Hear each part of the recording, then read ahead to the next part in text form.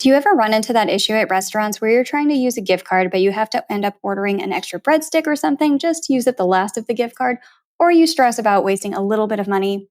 With Flues, you can buy gift cards in the exact amount you need on the spot, including tax and tip. Download the app via my referral code Geobreeze Travel and start earning cash back every day. Check out the show notes to download the Flues app. Thank you to Flues for partnering with this episode of the Geobreeze Travel Podcast.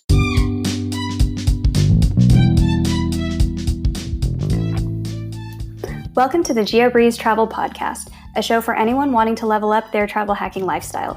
I'm your host, Julia Menez. I'm a travel hacker, coach, speaker, Filipino-American ENTJ who loves solid travel gear and using shortcuts on spreadsheets. On this show, I'm on a mission to bring you travel hackers from all walks of life to help you level up your travel hacking game. We dive into credit cards, miles, points, strategy, mindset, and the secrets behind how to travel the world for next to no cost. So let's get hacking. Depending on the person, how much they fly, how much they stay, status may be important. It's super important to us, not for everything, but for our airline and our hotel of choice, just because of the amount that we have traveled and continue to travel. But waiting until the last minute to meet the challenge is just one of the worst things that you can do. What happened to us last year, my husband was trying to earn executive platinum again with the reduced ratings, and you were able to earn more upgrades. And so it just made sense. And so he literally waited until December 30th. I think all he needed was $50 to spend. And we booked a flight for him to fly from Austin to Dallas. And I was going to drive and meet him there. And his flight got canceled. And so it was literally the last day of the year. So he missed out on just taking that one flight. So just, making a plan and not waiting until the last minute, because you never know what could happen. Your flight could get canceled and now you didn't do it. So something that we are very mindful of now to make sure that we give ourselves enough time if it's something that we're going to do. Kristie Gonzalez of Two Traveling Engineers is a native Texan living in Poland. When her husband took a 2-year work assignment, Kristie decided to take a break from her full-time engineering job and make the move with her husband and dog. Now she manages twotravelingengineers.com, a site about her and her husband's travels, points and miles recommendations, and expat life tips. In this episode, Kristie and I discuss their life as expats in Poland and how to visit Poland using points and miles. Whenever you're traveling abroad, make sure you use a card that has no foreign transaction fees.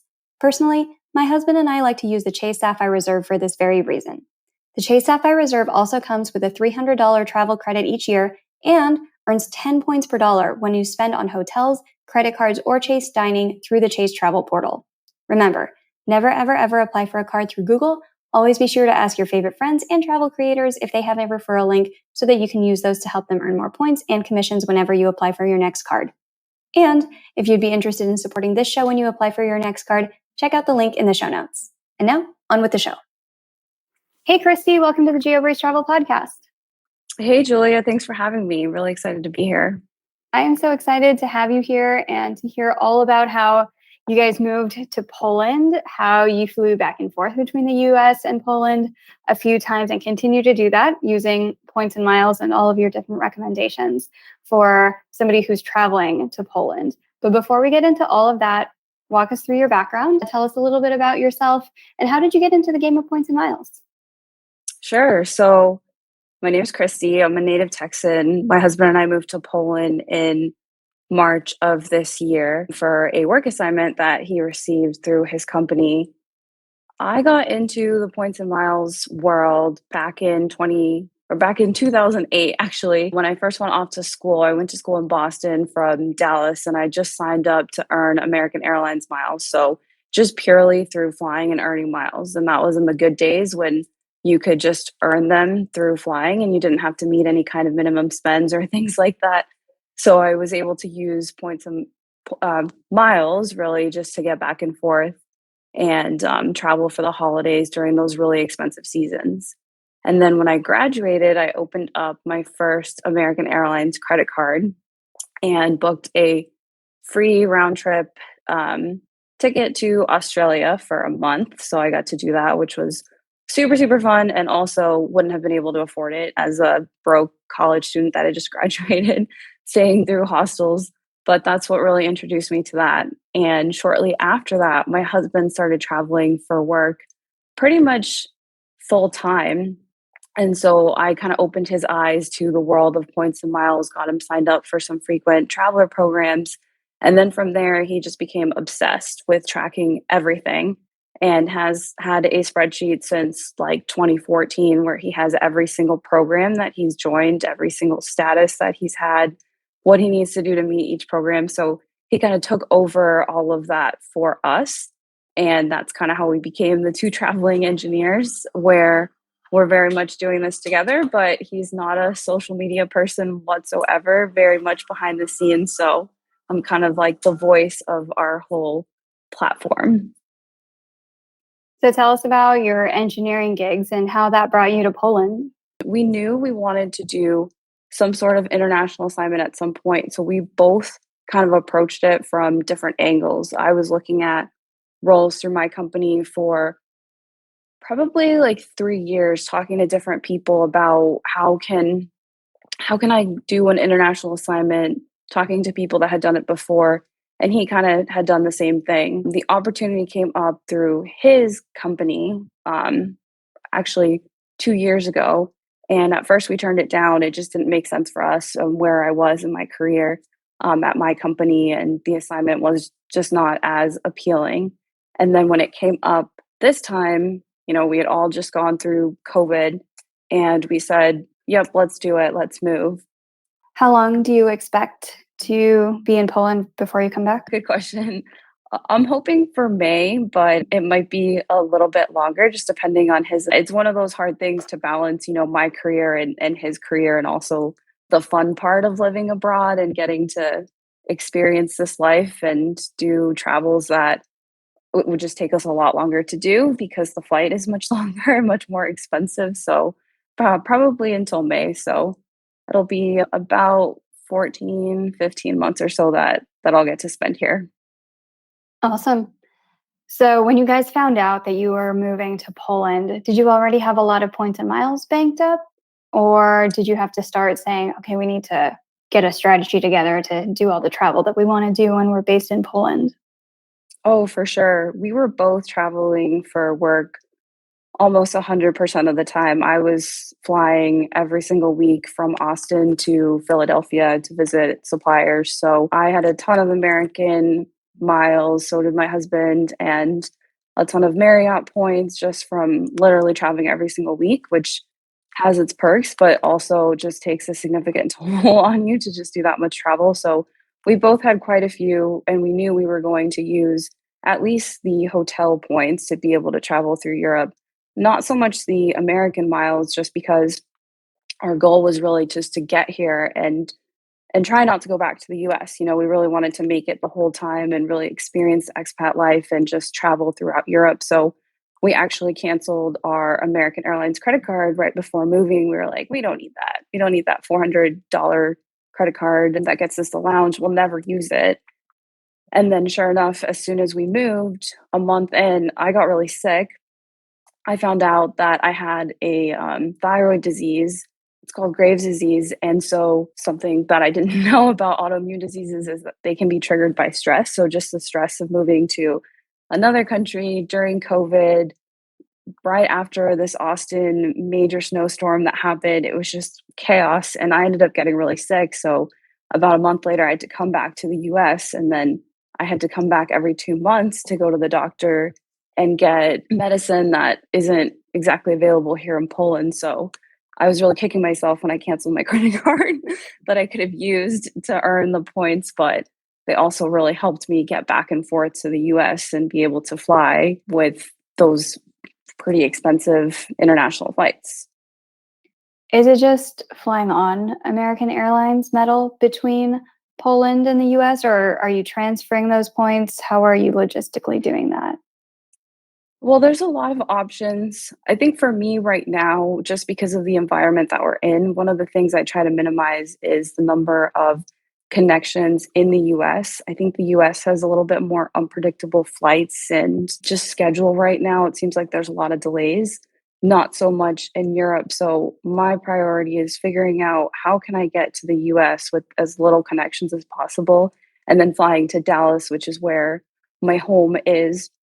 So American is the easiest airline to do that just because they have direct flights. Lufthansa does as well, but most of my points have been on American. My status is on American. So with having executive platinum status, I can use my system wide upgrades to get upgraded into lie flat seats. So I've depleted my system wide upgrades. And I know for a lot of other people that have executive platinum status with American, they haven't really been able to use them just because flying has been difficult. And those are pretty expensive that you don't want to use on a flight from, like, let's say Dallas to Cancun. You don't want to waste your system wide upgrade on that. Those are really valuable for those super long flights that people just haven't been taking. So that's why I choose to just fly on American Airlines Metal and making sure that I can use those system wide upgrades and then also earn the miles if I'm booking it directly. So, what's the route that you would normally fly to get back to the US? I would normally fly from either Frankfurt or Amsterdam direct to Dallas, and then I would book a separate flight to get to either Amsterdam or Frankfurt. So that's kind of the risk that is involved with booking two separate flights. And it's worked out almost, I think the 8 flights that I've had to take, 7 of them worked out perfectly. And then one of them did not, where my flight in the US was delayed by 12 hours. And then I missed my connecting flight in Frankfurt from Frankfurt to back to Warsaw, Poland, where I live. And so that one I had to book another flight altogether. But luckily, the European flights are pretty cheap. So it wasn't anything significant. And we were able to use our credit card insurance, I think through Chase Sapphire Reserve is what we used. So that was helpful, but we book it that way so that way we can take advantage of the American pricing. If we booked from Warsaw to Dallas, it's like twice as expensive, twice as many points. So it's just easier to book the American portion and then book the Lufthansa or Lot, whatever that is, separately. And then the other option is to fly through London, but I try to avoid London just because of the fees that they charge you. And they also have that luxury fee that you have to pay if you're flying in business class. So if you get upgraded or you pay for the upgrade, you're going to get taxed that luxury fee, which is just annoying. Wow, there is a lot of good content there. So let's break this down a little bit. First, let's talk about the Chase Sapphire Reserve with the trip delay and the trip protection. How does that logistically work? And what does somebody have to do in order to get like reimbursed? Do you get hotel? Do they give you money? How does this work? Yeah, so luckily we haven't had to use it very many times. We've only used it this one time for our flight delay, and basically we buy the new flight and then we submit a claim through Chase. They look at it and then they can either approve or deny it. Takes a few days. Ours was able to get approved, so basically we just get the credit back on the credit card.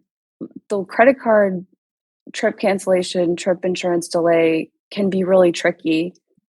The flights have to be delayed over 12 hours. And so if you don't have that written in, then you're not going to get approved. So if you have like a 5 hour delay and you miss your connecting flight, they won't help you. So, we've had those instances before where we just weren't able to use it. But it is an excellent perk to use. I mean, to have. So we always are careful to pick the right credit card. Even when we have a new credit card and we're trying to meet a minimum spend, we won't use it unless it has trip cancellation insurance for a flight or for a car rental.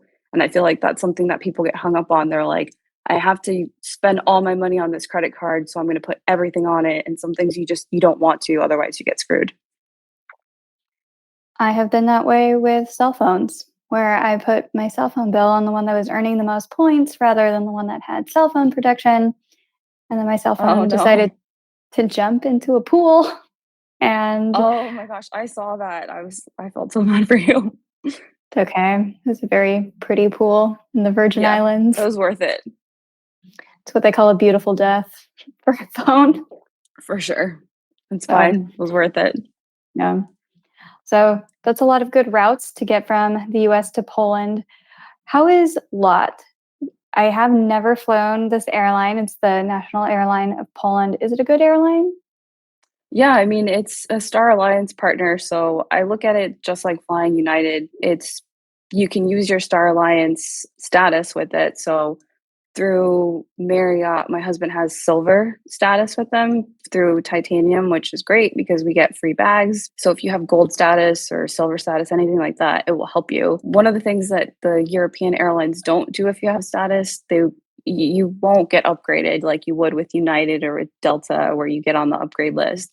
You very much have to pay for it. But the flights are a lot shorter. So, you're sitting 2, 3 hours in economy. It's no big deal. But yeah, the flights they're completely fine. And just international airlines are just so much better than the US ones when it comes to like food and drinks and all that stuff.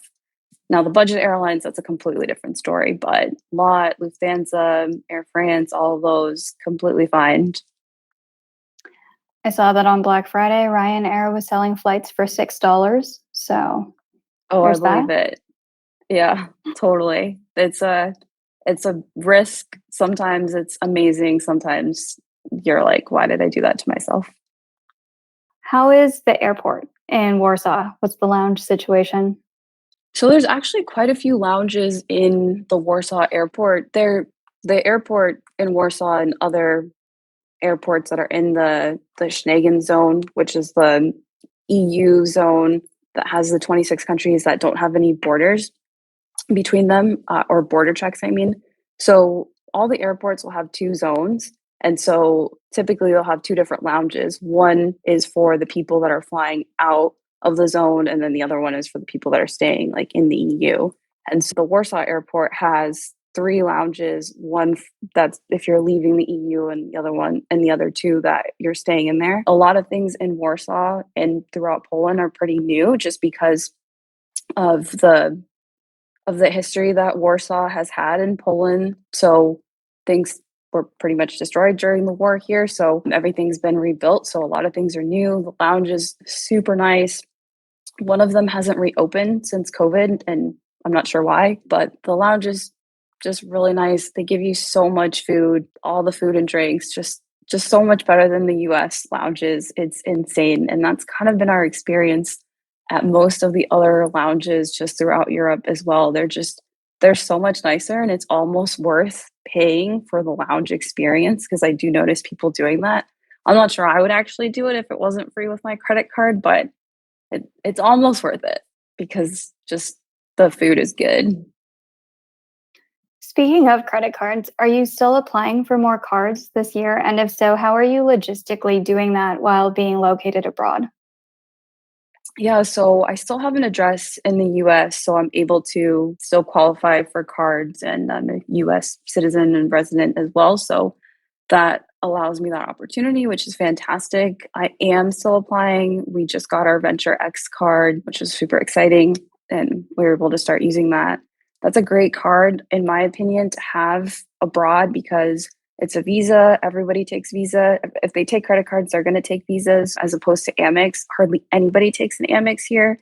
And so it's just an easy card for us to use. We get 2 times the points. And then we don't have to worry about having the physical card. As soon as the credit card comes in, my mom will send me my credit card information. I put it on my phone for Apple Pay, and I'm good to go. I just tap everywhere, just like you would with your credit card. So there's credit cards I don't even physically have, and I don't need them just because it's so easy to pay off your phone here. So anybody that will take a credit card will accept that, and I haven't had any issues with doing that. Do you have any issues applying using Polish internet? Do you have to VPN or anything? Yes, I do have to VPN. I use ExpressVPN that I bought more so to watch TV initially, but we end up using it for everything else, and so it helps with like logging in to pay our bills. And you absolutely have to be connected to the VPN. I did try to apply for a credit card once, and I was declined, and it was because of the location. I didn't understand why at the time, but yeah, definitely have to use a VPN service to be able to apply.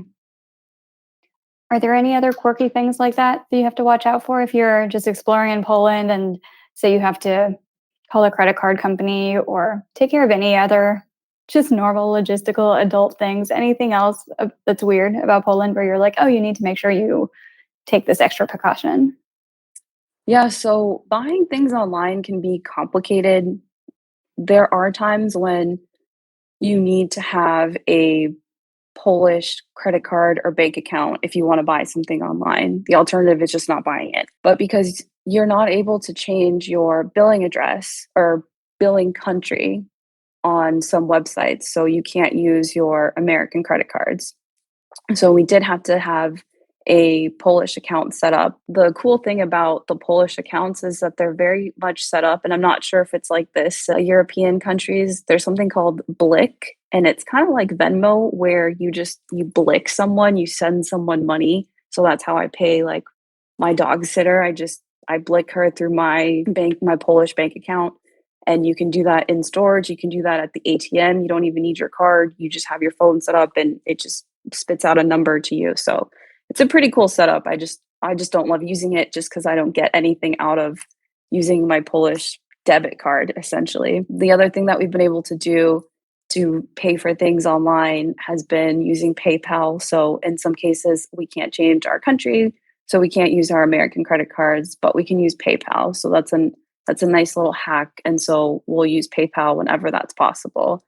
But we can't use cards that charge a international fee, like I think the Freedom Unlimited does, the Chase Freedom cards do. So those have really nice rewards with PayPal, but if you're doing an international transaction, then you're gonna pay a fee. So it's really not worth it to use them for us. How easy or difficult is it to navigate these systems in Poland for somebody who speaks zero Polish? It is definitely a challenge.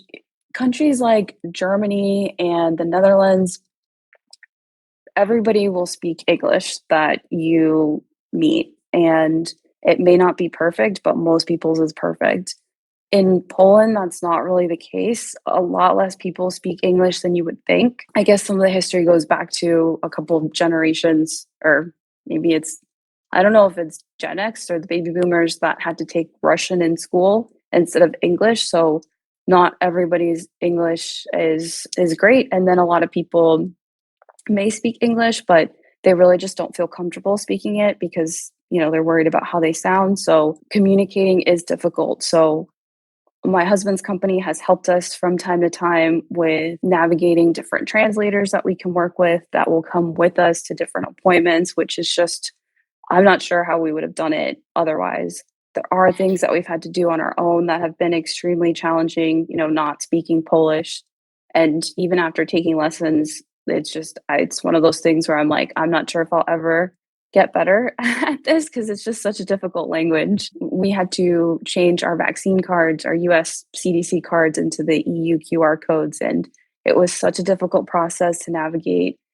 It's really important to make friends and make connections with people because you can really lean on each other for that. So one of the things that I've done is joined like a ton of different expat Facebook groups where people just share different tips and tricks with other people. That has been huge. And I mean, we love having this experience and living here. And we've learned so much, but for sure, it has not been easy. And the good thing about Poland is it is a fairly low cost of living place, so that helps a lot too when you're struggling having a frustrating day, but you can have dinner for like $4, It's like, okay, well, this is pretty nice. I would pay like 14 euros if I was somewhere else. How easy or hard is it for somebody who's just there for a week as a tourist, where they don't have to go through all the logistics of legal paperwork or trying to figure out how to set up an apartment lease in Polish? If you don't have to worry about any of that and you're just like, I need to go to a store and buy some bread and wine and cheese. How easy or hard is that? Yeah. I don't think that's hard. I think that's totally doable. I think it's just like visiting, like a little town in Italy or France where you might find some people that don't speak English, but they'll try and help you. I think it's totally doable. It's definitely a great place to visit because it's super easy to get around with the different train systems, public transportation, different ride shares. It's just so inexpensive. So I always tell people to come and visit. Just don't come in the winter because the smog is pretty bad. But in the summer and in the fall, it is beautiful and it it's fine, especially if you're staying in like touristy areas. For somebody who's visiting, do you have any hotel recommendations or areas of Warsaw or anywhere else in Poland that you'd recommend? Yeah, definitely. I love Warsaw, but Krakow is so much nicer, so much better. It's a much cuter town, if you will, just because it wasn't destroyed during the wars. So the town is very much intact. The old town is beautiful. All of the major hotel chains are in all of the big cities in Poland. So you'll definitely find a Hilton, an IHG, a Marriott. I'm not sure about Hyatt's, but you'll find all of them. So you can book all of these with points, but honestly, it's probably just better to pay for the rates because the rates are they tend to be a lot lower. We've stayed at some really nice hotels for like under $100 here through Marriott. It's also really nice to go up to oof, I'm going to mispronounce it. It's it's spelled Gdansk, but that's definitely not how you pronounce it, and it's on the Baltic Sea. And that area is super, super nice. There's beaches. It kind of feels like you're like in Virginia Beach or something, and it's wild because you're on the Baltic Sea instead. So I think going up there, definitely going to Krakow. And then Warsaw is interesting because it's the capital and there is just so much different food here. It's much more of like a food hub than you would think. You can find everything, all kinds of international food like you would like in New York City, but for a fraction of the cost. It's also very like vegetarian and vegan friendly. So if you have like a dairy problem, I know I've visited so many other cities throughout Europe and like I can't have milk. And so trying to get a latte or a cappuccino somewhere is impossible if you're in Italy. They're like, no, here you go. So here you can get any kind of milk, literally like if you were in New York, but it's not going to cost you $8 or $9. It'll cost you like three. If you are listening to this episode thinking, I want to travel like this, but I need step-by-step directions, one of the best ways to level up your travel hacking game is by talking with other points people.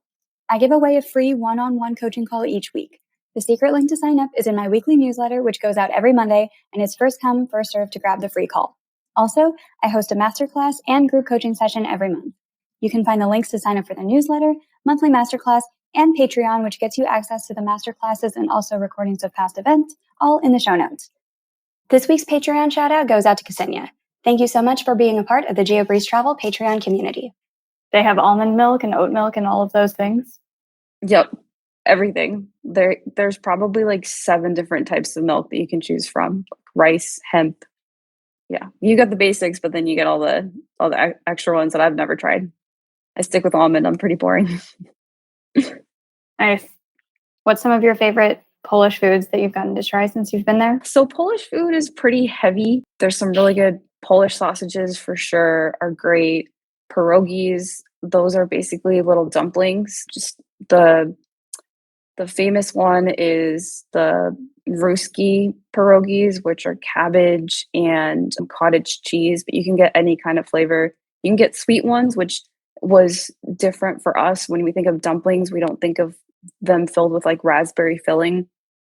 So those are all really good and you can have them boiled or fried. So I think the big food is probably the pierogies that everybody hears of. And I didn't think they were anything special until I came here and you can find some really good ones. But you can find everything here. So we end up eating quite a bit of French food, I'll say. There's so many French restaurants and bakeries.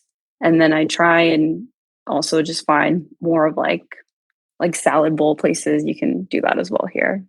We've got everything. Is there anything else that the Points of Miles community might find particularly interesting in Poland? Free events, free things to visit, anything that we can use our Points of Miles for that somebody might not think of right off the bat? I think just getting here, there's so many different ways to get to Europe and then book a cheap Europe to Europe flight. So there's not, you don't have to fly American or Lot or United. There's just so many different ways. You can even fly the long way and go through Doha or Dubai. instead. So I think just getting creative and figuring out what kind of points you have, what you want to fly in order to get to Warsaw, because Warsaw or just Poland in general connects to so many different European cities. We very rarely connect here when we're flying places. We can find direct flights, maybe not every day of the week, but every other day. So it's really easy to get around and it just saves a lot of time. So I think just getting creative in your routing is huge and it will save you a lot of time and money. What's some of your favorite routes that you've gotten to take within Europe from Poland? Well, we did actually take a trip to the Seychelles in October from here, which was super random, but we're only, I think, 4.5 hours away from Doha. And so the last time we flew to Doha, we were living in Austin. And so that was a 16-hour flight. So the fact that we were able to get there in like 4.5 was just awesome. And then the other flight was, I think, 5 hours from Doha to Seychelles. So taking advantage of being over here and just being like that much closer to other places is really cool. It's a balance though, trying to figure out where do we want to spend our time just while we're living here? Do we want to visit more European cities or, take advantage and get to like Africa as well or the Middle East? So, and then also those, because they're a lot shorter flights, the redemptions are a lot lower and there's a lot more availability just because not as many people are able to travel hack and use points and miles, on this side of the world. It's one of the benefits that we have as Americans, which is awesome. And then I guess the other places we've been able to travel during some of the lower seasons just because we're already here. So we took a really fun trip to Greece at the very beginning of the summer, used points for two luxury collections in one in Crete and one in Santorini through Marriott. So that was awesome just because Greece can just be stupid expensive. I mean, it's beautiful, but I don't know how people go there without hotel points because it's so expensive. I will be going in May, and we used points to stay at a hotel that would normally be $1,600 per night. Oh, Uh, that's awesome. and while we're going to be sitting there, I'm just going to look at everybody else at this hotel and play this mental game of how can you afford to be here? What is your life story? Oh yeah, for sure. Well, cool. So, any other tips that you have for Poland as we're wrapping up? This one is not really Poland related, but it was more about one of the questions that you had asked about any travel mistakes, anything that you don't want people to repeat. And one of the things that we have, well, I guess there's two things that we like to tell people. One of them is about buying points and miles. So we do whenever there's good sales, whenever we need to meet redemptions. But one of the things to note is when you're buying points and miles through like American and through Marriott, they are going to get purchased through a third party. So you're not going to get the American points that you would get with the credit card or the Marriott points through the Marriott credit card. And so that's one of those things we learned early on, and we learned the hard way when we were calculating how many we were going to get. And we're like, oh, this is totally worth it because we'll earn 6 times and then, you get one. So we're like, okay, that sucks. We wouldn't have done it otherwise. So that's just one thing to know if people ever want to do that. And then also chasing status. So depending on the person, how much they fly, how much they stay, status may be important. It's super important to us, not for everything, but for our airline and our hotel of choice, just because of the amount that we have traveled and continue to travel. But waiting until the last minute to meet the challenge is just one of the worst things that you can do.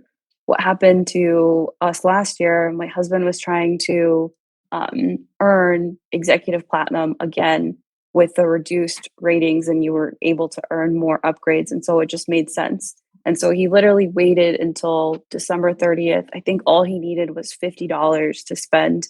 And we booked a flight for him to fly from Austin to Dallas. And I was going to drive and meet him there. And his flight got canceled. And so it was literally the last day of the year. So he missed out on just taking that one flight.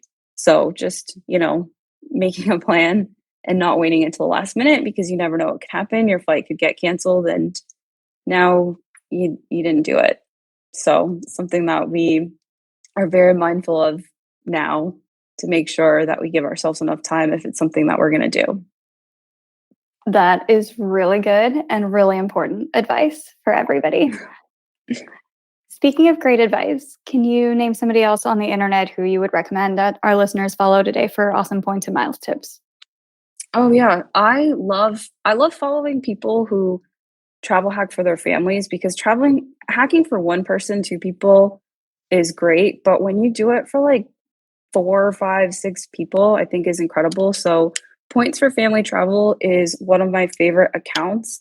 A newer account that I just started following is Kendi L Travels. So I love following her. I think she's a fairly new account and she's got great tips as well. Perfect. And where can we find you on the internet? I'm at Two Traveling Engineers. So is my husband. I'm just the voice. And we have a website, twotravelingengineers.com, where I write blog posts about our tips on expat life, using points, and traveling throughout Europe and previous trips that we've taken. That's awesome. Well, thank you so much, Kristie, for coming on the show today. I have never been to Poland, and now it's on my list because this was such an exciting episode, and getting to learn all the different ways to fly there on points, stay at hotels on points, do lounges, eat pierogies. Thank you so much for everything that you shared with us today. Thank you. And if you come while I'm here, definitely let me know.